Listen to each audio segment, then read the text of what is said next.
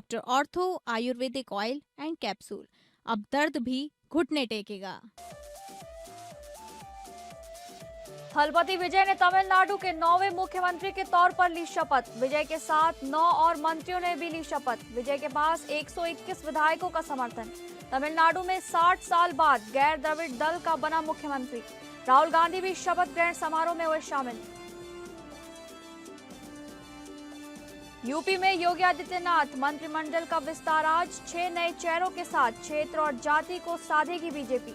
पूर्व मंत्री और प्रदेश अध्यक्ष भूपेंद्र चौधरी बन सकते हैं मंत्री। मनोज पांडे, पूजा पाल, कृष्णा पासवान, अशोक कटारिया, हंसराज विश्वकर्मा भी ले सकते हैं शपथ। सुरेंद्र दिलेर और कैलाश राजपूत के नाम भी चर्चा में। यूक्रेन रूस जंग खत्म होने की ओर। रूसी राष्ट्रपति व्लादिमीर पुतिन ने विक्ट्री डे पर दे दिए बड़े संकेत। यूक्रेन रूस के बीच 9 से 11 मई तक युद्ध विराम का ऐलान कर ट्रंप बोले, मैंने बंद करवाई जंग। ट्रंप ने पुतिन जेलेंस्की की तारीफ।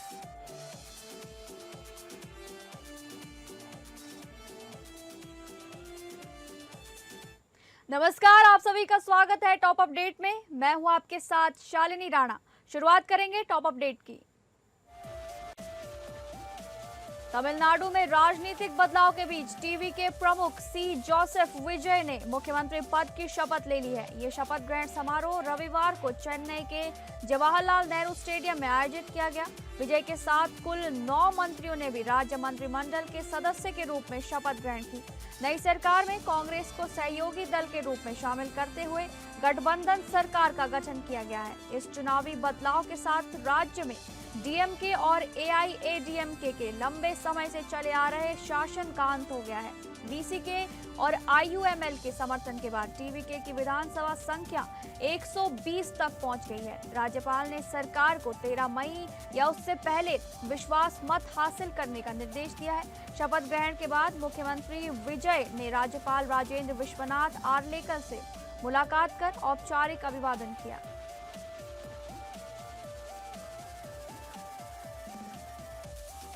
असम में एक बार फिर भाजपा के नेतृत्व में शर्मा सरकार बनने जा रही है। भाजपा नेता डॉक्टर हेमंता बिस्वा शर्मा को विधायक दल का नेता चुन लिया गया है।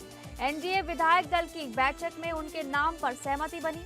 हेमंता बिस्वा शर्मा 12 मई को मुख्यमंत्री पद की शपथ लेंगे। शपथ ग्रहण समारोह को लेकर तैयारियां तेज कर दी गई हैं। इस खास मौके पर प्रधानमंत्री नरेंद्र मोदी मुख्य अतिथि के रूप में शामिल होंगे।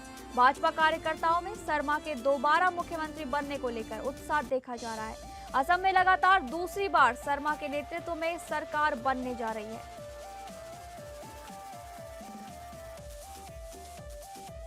रूस ने 9 मई को मॉस्को के रेड स्क्वायर पर विजय दिवस यानी कि विक्ट्री डे मनाया, जिसमें दूसरे विश्व युद्ध में जीत की स्मृति शामिल रही। इस अवसर से पहले अमेरिका के राष्ट्रपति डोनाल्ड ट्रंप ने रूस और यूक्रेन के बीच 3 दिन के युद्ध विराम की घोषणा की थी। दोनों देशों ने 9 से 11 मई तक सभी सैन्य गतिविधियों पर रोक लगाने की पुष्टि की, जिससे तनाव में अस्थायी राहत देखी गई है।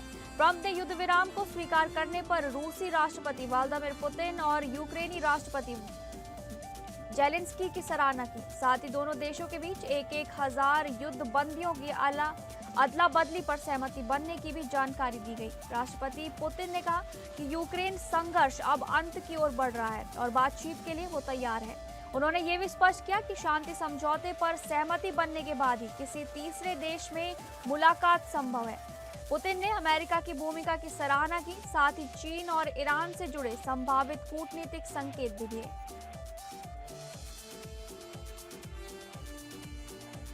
गजरौला में केमिकल फैक्ट्रियों से हो रहे जल प्रदूषण के खिलाफ भाकिया संयुक्त मोर्चा का धरना 140वें दिन भी जारी रहा।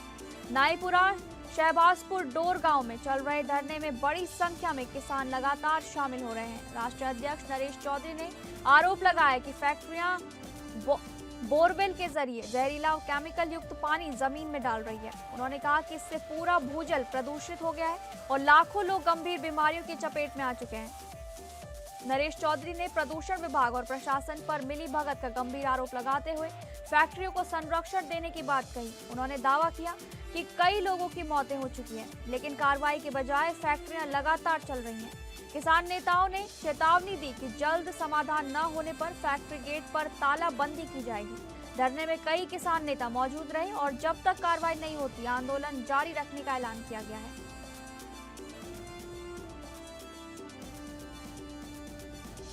औरैया में अवैध खनन कर रहे ट्रैक्टर ने डायल 112 की गाड़ी को टक्कर मारने की कोशिश की। ये घटना डिबियापुर रोड पर उस समय हुई जब पुलिस टीम गश्त पर थी। ड्राइवर की सूझबूझ से बड़ा हादसा टल गया और सिपाहियों की जान बच गई। सूत्रों के अनुसार ट्रैक्टर इतनी तेज रफ्तार में था कि सामने आने वाली गाड़ियों को भी नजरअंदाज कर रहा था। जानकारी ये भी सामने आई है कि ट्रैक्टर चला रहा व्यक्ति नाबालिग था। औरैया पुलिस ने तत्परता दिखाते हुए ट्रैक्टर को अपने कब्जे में ले लिया है। स्थानीय लोगों का कहना है कि अवैध खनन करने वालों में किसी का भी भय नहीं रह गया है। पुलिस वाहन पर मिट्टी से भरा ट्रैक्टर चढ़ाने की कोशिश ने सुरक्षा व्यवस्था पर एक बार फिर सवाल खड़े कर दिए हैं।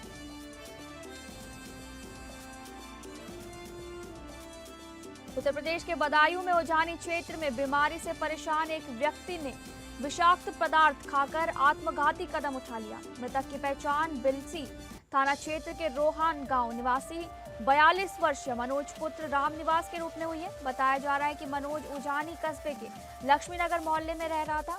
परिजनों के अनुसार मनोज का लंबे समय से बरेली के एक चिकित्सक के यहाँ इलाज चल रहा था। बीमारी से लगातार परेशान रहने के कारण उसने जहरीला पदार्थ खा लिया, जिससे उसकी हालत बिगड़ गई। घटना की जानकारी मिलते ही परिजन मौके पर पहुंचे और पुलिस को सूचना दी गई। सूचना पर पहुंची पुलिस ने शव को कब्जे में लेकर पोस्टमार्टम के लिए भेज दिया। मनोज की मौत के बाद परिवार में कोहराम मचा है। परिजनों का रो रो कर बुरा हाल है।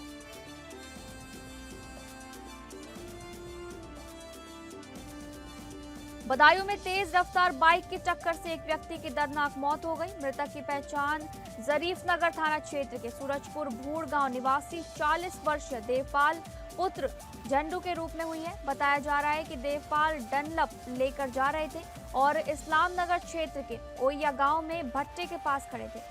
इस दौरान तेज रफ्तार बाइक सवार ने उन्हें जोरदार टक्कर मार दी और मौके से फरार हो गया।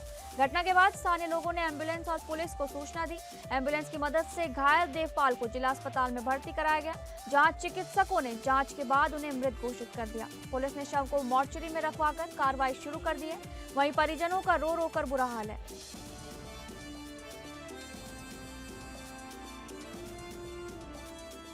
बुलंदशहर पुलिस और सर्विलांस टीम ने बड़ी सफलता हासिल करते हुए 123 खोए हुए मोबाइल फोन बरामद किए हैं। बरामद किए गए मोबाइल फोन की कुल कीमत करीब 30 लाख रुपए बताई जा रही है। पुलिस ने CEIR पोर्टल की मदद से विभिन्न राज्यों और जनपदों में मोबाइलों को ट्रैक किया। वरिष्ठ अधिकारियों के निर्देशन में चलाए गए अभियान के दौरान ये कार्रवाई सफलतापूर्वक पूरी की गई। मोबाइल बरामद होने के बाद उन्हें उनके वास्तविक मालिकों को वापस सौंप दिया गया। उनके खोए मोबाइल वापस मिलने पर लोगों के चेहरे खुशी से खिल उठे। मोबाइल स्वामियों ने पुलिस और सर्विलांस टीम के कार्य की जमकर सराहना की। बुलंदशहर पुलिस की इस कार्रवाई को तकनीक और सतर्कता का बेहतर उदाहरण माना जा रहा है।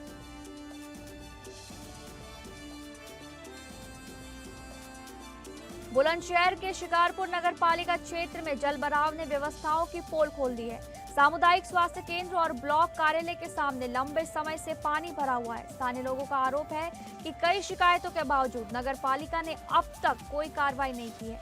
जलभराव के कारण इलाके में गंदगी और मच्छरों का प्रकोप तेजी से बढ़ रहा है। लोगों का कहना है कि इससे संक्रामक बीमारियों का खतरा लगातार बढ़ता जा रहा है। स्वच्छता अभियान के दावों के बीच नगर पालिका की कार्यशैली पर भी गंभीर सवाल उठ रहे हैं। स्थानीय नागरिकों ने कहा कि अभी बरसात शुरू भी नहीं हुई और हालात पहले से बदतर बने हुए हैं। लोगों ने जल्द जल निकासी की व्यवस्था कर समस्या का स्थायी समाधान करने की मांग की है।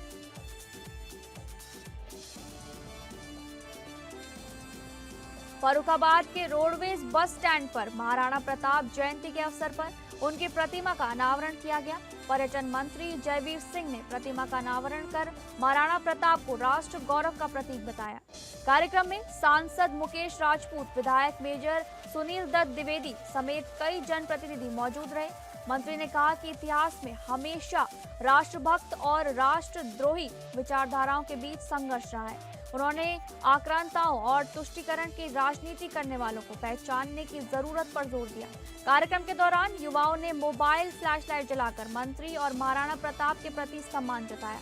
समारोह में 29 करोड़ रुपए की विकास योजनाओं के शुभारंभ की घोषणा भी की गई। कार्यक्रम समाप्ति के बाद भोजन पैकेट वितरण और प्रतिमा स्थल पर फोटो खिंचवाने को लेकर भारी भीड़ देखी गई।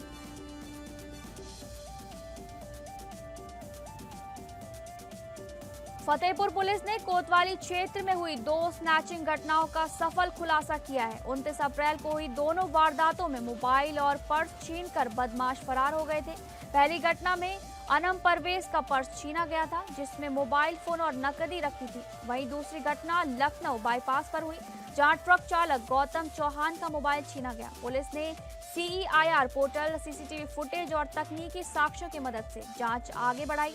मुखबिर की सूचना पर पुलिस ने 2 आरोपियों निखिल और आशीष सिंह को गिरफ्तार कर लिया। दोनों आरोपी थाना राधानगर क्षेत्र के निवासी बताए जा रहे हैं। पुलिस ने आरोपियों के कब्जे से छीने गए मोबाइल, नकदी और वारदात में प्रयुक्त मोटरसाइकिल बरामद की है।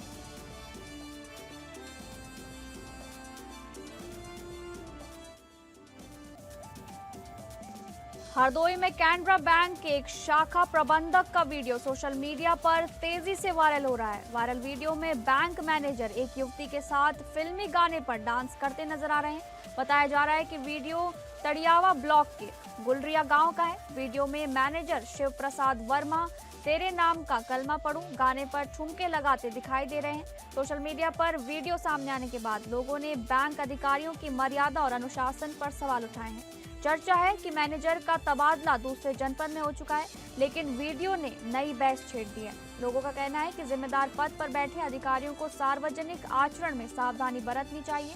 फिलहाल वीडियो वायरल होने के बाद मामला जिले में चर्चा का और विवाद का विषय बना हुआ है।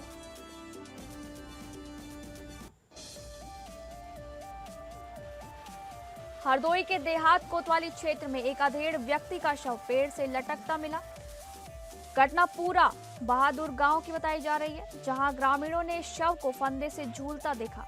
मौके पर पहुंची पुलिस ने मामले की जांच शुरू कर दी है। बताया जा रहा है कि मृतक की शर्ट पर अरुण यादव लेखपाल कारण लिखा मिला है। ये बात सामने आने के बाद इलाके में तरह तरह की चर्चाएं शुरू हो गई हैं। सूचना मिलने पर थाना अध्यक्ष हरिनाथ यादव पुलिस टीम के साथ मौके पर पहुंचे। परिजन शव को नीचे उतारने से मना कर रहे थे, जिन्हें पुलिस ने समझाने का प्रयास किया। फिलहाल पुलिस पूरे मामले की जांच कर आगे की कानूनी कार्रवाई में जुटी हुई है। हरदोई के पाली थाना क्षेत्र में प्रेम प्रसंग से जुड़ा एक सनसनीखेज मामला सामने आया है। कुरसेली गांव निवासी 22 वर्षीय युवक सुबीर ने अपनी प्रेमिका पर गंभीर हमला करने का आरोप लगाया है। बताया जा रहा है कि युवक की 6 मई को शादी हुई थी, जिससे युवती नाराज चल रही थी। आरोप है कि युवती ने मिलने के बहाने युवक को गन्ने के खेत में बुलाया था। वहीं किसी बात को लेकर विवाद बढ़ने पर युवक पर धारदार हमला कर दिया गया।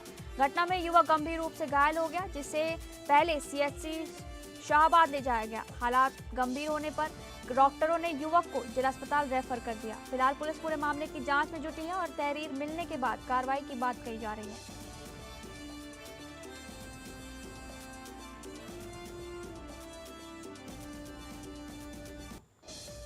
कौशाम्बी जिले में संगम हीरो बाइक एजेंसी में अचानक भीषण आग लगने से अफरा तफरी मच गई। घटना मंझनपुर थाना क्षेत्र के स्थानीय कस्बे में स्थित हीरो शोरूम की बताई जा रही है। बताया गया कि एजेंसी के ऊपरी हिस्से से अचानक धुआं उठता दिखाई दिया। देखते ही देखते आग ने विकराल रूप ले लिया और पूरे शोरूम में धुआं फैल गया। आग की चपेट में शोरूम में रखा बाइक, कबाड़ और अन्य सामान आ गया। घटना की सूचना मिलते ही फायर ब्रिगेड और पुलिस टीम मौके पर पहुंच गई। दमकल कर्मियों ने कड़ी मशक्कत के बाद आग पर काबू पाने का प्रयास शुरू किया। फिलहाल आग लगने के कारण स्पष्ट नहीं हो सके हैं और पुलिस मामले की जांच कर रही है।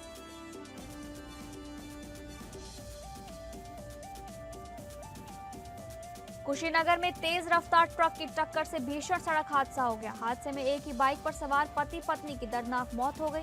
बताया जा रहा है कि गैस सिलेंडर लदा ट्रक 2 बाइकों को टक्कर मारते हुए फरार हो गया। घटना के बाद मौके पर चीख पुकार मच गई और स्थानीय लोग मदद के लिए दौड़ पड़े। हादसे में 3 अन्य लोग भी गंभीर रूप से घायल बताए जा रहे हैं। घायलों को पहले स्थानीय CHC ले जाया गया, जहां से जिला अस्पताल उन्हें रेफर कर दिया गया। घटना नेबुआ नौरंगिया थाना क्षेत्र के लक्ष्मीपुर पेट्रोल पंप के पास हुई। पुलिस ने मौके पर पहुंचकर जांच शुरू कर दी और फरार ट्रक की तलाश जारी है।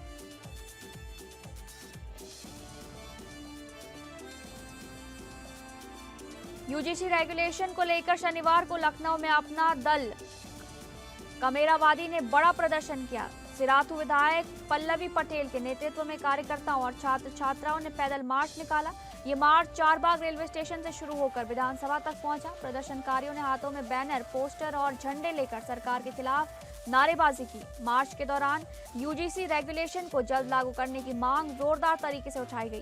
पल्लवी पटेल भी कार्यकर्ताओं के साथ पैदल मार्च में शामिल रही और सभा को संबोधित किया। उन्होंने केंद्र सरकार पर यूजीसी रेगुलेशन लागू करने में बाधाएं खड़ी करने का आरोप लगाया।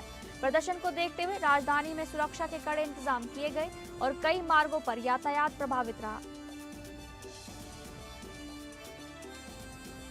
मैनपुरी में युवक के साथ बेरहमी से मारपीट का वीडियो सोशल मीडिया पर वायरल हो रहा है। घटना शहर कोतवाली क्षेत्र के नगरपालिका के पास स्थित कटरा मोहल्ले की बताई जा रही है। वीडियो में आधा दर्जन दबंग युवक एक युवक के साथ मारपीट करते दिखाई दे रहे हैं। बताया जा रहा है कि विवाद गांजे की बिक्री को लेकर हुआ था। पुलिस ने मामले में कार्रवाई करते हुए 4 आरोपियों को गिरफ्तार कर लिया है। गिरफ्तार युवक कथित तौर पर सेठी गैंग के सदस्य बताए जा रहे हैं। हालांकि पुलिस ने चारों आरोपियों पर केवल शांति भंग की कार्रवाई की है। पुलिस की इस मामूली कार्रवाई को लेकर स्थानीय लोगों में नाराजगी और सवाल उठ रहे हैं। सीतापुर के बिस्वा क्षेत्र में 12 वर्षीय बालक की हत्या से इलाके में सनसनी फैल गई। घटना ग्राम शहरी सराय की है, जहां अल्तमश नामक बालक शुक्रवार शाम से लापता था। परिजनों ने काफी तलाश के बाद पुलिस को सूचना देकर गुमशुदगी की दर्ज कराई थी। शक होने पर परिजन छत के रास्ते घर के अंदर पहुंचे, जहां बेड के नीचे बालक का शव मिला। शव मिलने के बाद परिवार में कोहराम मच गया और गाँव में दहशत फैल गई। पुलिस जाँच में मृतक के चचेरे भाइयों मुदस्सिर और अब्दुल्ला पर हत्या का आरोप सामने आया है। पुलिस ने दोनों आरोपियों को उनके ननिहाल से गिरफ्तार कर आगे की कार्रवाई शुरू कर दी है। टीवी के प्रमुख सी जोसेफ विजय के शपथ ग्रहण समारोह में अभिनेत्री त्रिशा कृष्णन खास आकर्षण रही। चेन्नई में आयोजित इस समारोह में त्रिशा अपनी मां उमा कृष्णन के साथ पहुंची। ब्लू और गोल्डन सिल्क साड़ी में त्रिशा का रॉयल लुक लोगों का ध्यान खींचता नजर आया।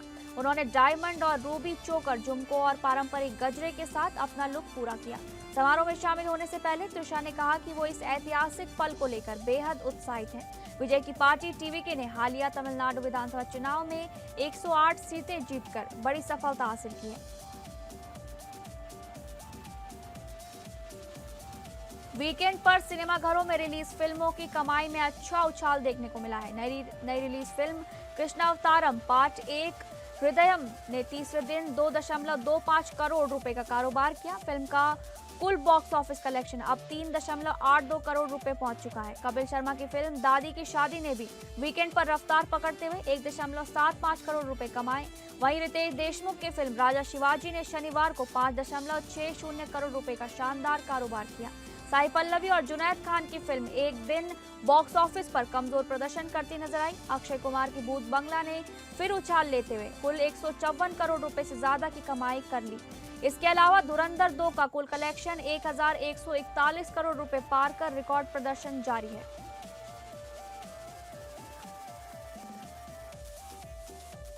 आईपीएल 2026 के 52वें मुकाबले में गुजरात टाइटंस ने राजस्थान रॉयल्स को करारी शिकस्त दी। जयपुर के सवाई मानसिंह स्टेडियम में खेले गए मैच में गुजरात ने 77 रन से जीत दर्ज की। राजस्थान के कप्तान यशस्वी जायसवाल ने टॉस जीतकर पहले गेंदबाजी का फैसला लिया था।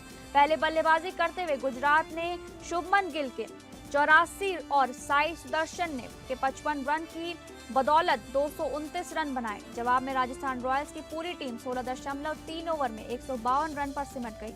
राजस्थान की ओर से रविंद्र जडेजा ने सबसे ज्यादा 38 और वैभव सूर्यवंशी ने 36 रन बनाए। गुजरात के लिए राशिद खान ने 4 और जैसन होल्डर ने 3 विकेट लेकर शानदार गेंदबाजी की। इस जीत के साथ गुजरात टाइटंस लगातार चौथी जीत दर्ज कर अंक तालिका में दूसरे स्थान पर पहुंच गई है।